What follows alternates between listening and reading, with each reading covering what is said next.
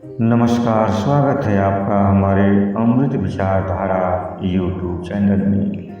मित्रों, प्राचीन समय की बात है। राजगढ़ नाम के एक राज्य पर राजा विक्रमदेव का शासन था। उनकी वीरता और दयालुता की गाथाएं दूर दूर तक फैली हुई थीं।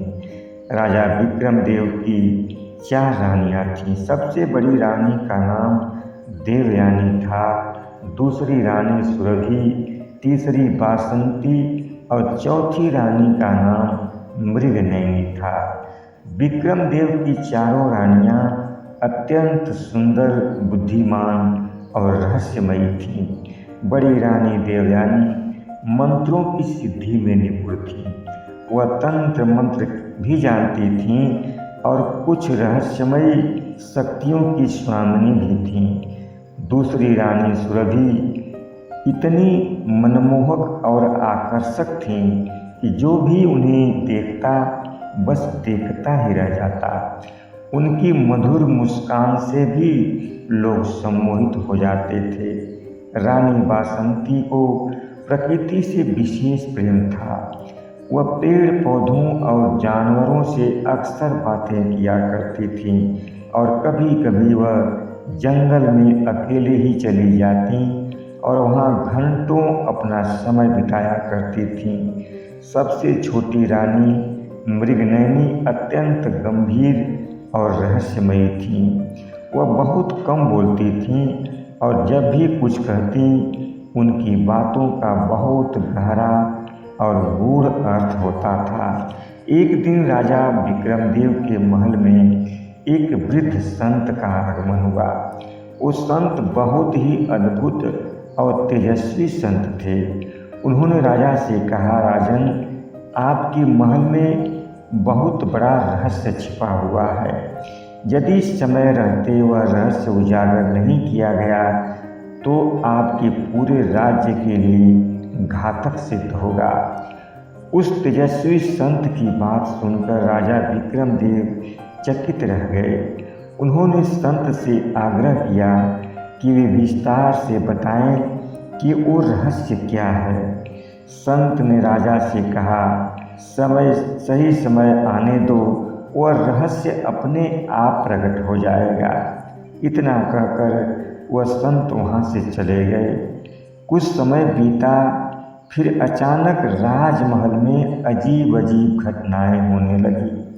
महल के सेवकों ने राजा को बताया कि उन्हें रात के समय अजीब अजीब आवाज़ें सुनाई देती हैं और कभी कभी उन्हें महल के गलियारे में रहस्यमयी छायाएं भी दिखाई देती हैं।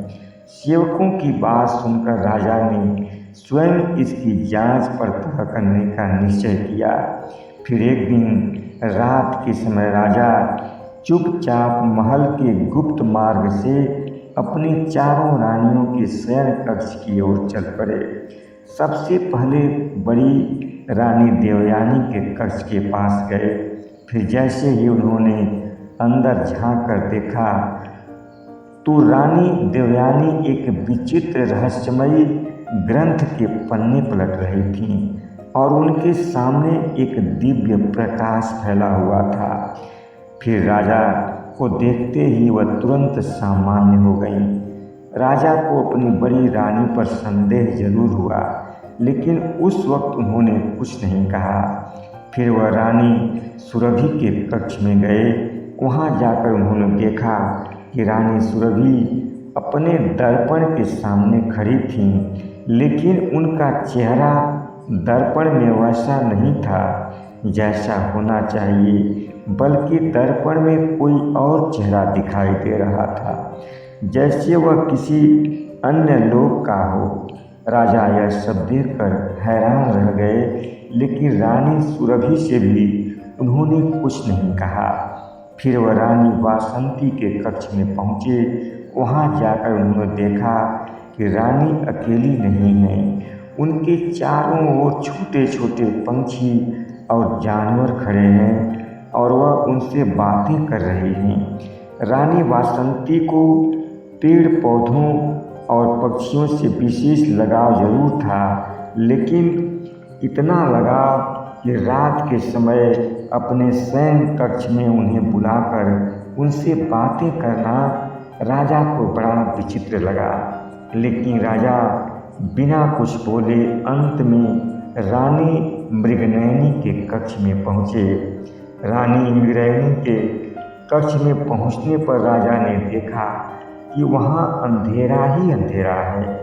फिर जैसे ही राजा ने कक्ष के अंदर प्रवेश किया, रानी की आंखें चमक उठी। वह राजा की ओर मुड़ी और कहने लगी, राजन, मैं जानती हूँ इस समय आपके मन में हम चारों रानियों के प्रति बहुत सारे सवाल हैं, लेकिन क्या आप हम चारों रानियों के सत्य को जानने के लिए तैयार हैं? राजा बिना कुछ बोले रानी मृगनयनी को एकटक निहारते रहे, जैसे उनका मस्तिष्क विचार शून्य हो गया हो। फिर अचानक चारों रानियां वहां एकत्रित हुईं और कहने लगी, राजन, हम चारों रानियां कोई साधारण स्त्रियां नहीं हैं। बड़ी रानी देवयानी ने कहा, पिछले जन्म में मैं एक सिद्ध तांत्रिक थी। मुझे एक विशेष उद्देश्य के लिए यहाँ आपके राजमहल में भेजा गया है। दूसरी रानी सुरभि कहने लगी, मैं एक गंधर्व कन्या थी जिसे एक श्राप के कारण यहाँ मनुष्यों के बीच रहने के लिए भेजा गया है। फिर रानी वासंती बोल पड़ी, मैं वन देवी की पुत्री हूँ।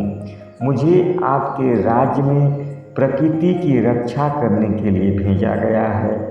अंत में छोटी रानी मृगनयनी ने कहा, मैं स्वयं काल चक्र की दूत हूँ। मुझे यह देखने के लिए भेजा गया है कि आपके इस राज्य का भविष्य कैसा होगा। अपनी चारों रानियों की बात सुनकर राजा विक्रमदेव अवाक रह गए। दूसरे ही दिन राजा ने उस संत को बुलवाया जिन्होंने राजा को बताया था कि आपके महल में बहुत बड़ा रहस्य छिपा हुआ है। उस संत से मिलकर राजा ने अपनी चारों रानियों की रहस्यमयी बातें उन्हें बताई। फिर वह संत मुस्कुराते हुए कहने लगे, राजन, यह सब भाग्य का खेल है और आने वाले समय में आपके राज्य पर बहुत बड़ा संकट आने वाला है और उस संकट की घड़ी में आपकी चारों रानियां ही आपको बचाने में आपकी सहायता करेंगी। फिर कुछ दिन के बाद एक दिन रात के समय इतनी भयंकर आंधियां चली कि राजमहल की दीवारें कांपने लगी। चारों ओर चीख पुकार मच गई। उसी समय राजमहल के द्वार पर एक विशालकाय राक्षस प्रकट हुआ। उस राक्षस ने भयंकर गर्जना करते हुए कहा, राजन, आज से तुम्हारे राज्य पर हमारी हुकूमत चलेगी। गुस्से में आकर राजा ने तलवार उठाई और राक्षस को मारने के लिए दौड़े। रानी देवयानी ने अपने मंत्रों की शक्ति से उस राक्षस पर वार किया। रानी सुरभि ने भी अपने मोहिनी मंत्र से राक्षस की शक्ति को कमजोर किया। रानी वासंती ने प्रकृति की ऊर्जा को पुकारा और आकाश से बिजली गिरी। फिर रानी मृगनयनी ने समय के प्रवाह को नियंत्रित कर दिया, जिससे वह राक्षस जड़ हो गया। फिर राजा ने तुरंत अपनी तलवार से उसका वध कर दिया। फिर संत ने राजा को आशीर्वाद दिया और बोले, राजन, ये आपकी चारों रानियां आपके राज्य की संरक्षिका थीं। अब इनका कार्य पूरा हुआ।